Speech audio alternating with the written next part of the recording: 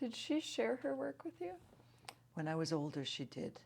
And I didn't want to listen very often. But yeah, she certainly tried.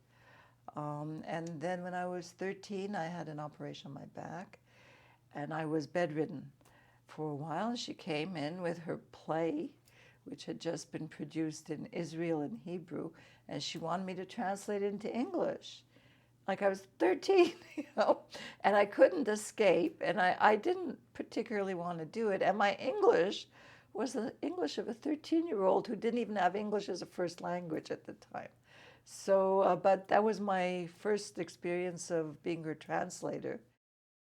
I vaguely remember translating other of her things, but mostly I didn't want to because I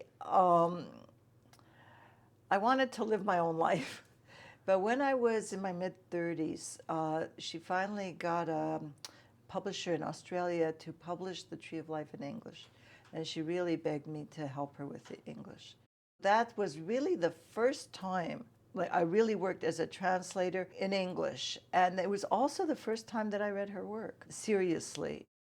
And I was blown away. I hadn't realized what a great writer she was. And so it wasn't really until I was mature, like 30, that I came to understand what she'd been doing all those years that I resented because she was so busy writing.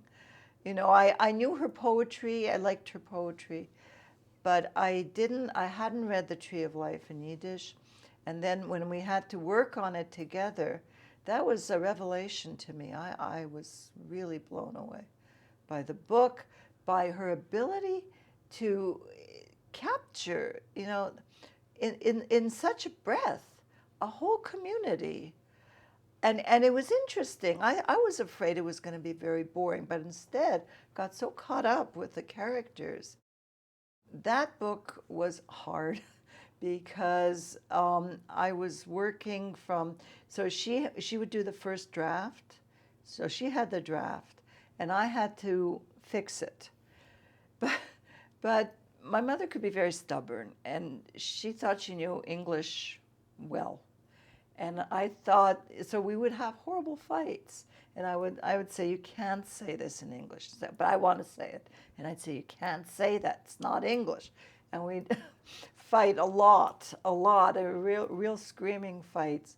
And I was working from pages. Like I'd have a typescript, and then I would fix what I thought needed fixing and rewrite sentences. And then she would put them into the computer. It was a very primitive computer at the time. And she didn't always accept what I had changed. And if I saw that, I'd get angry. And why am I working on this? You know, so we'd have another fight. But that was basically it. And we worked like that until we finished, really.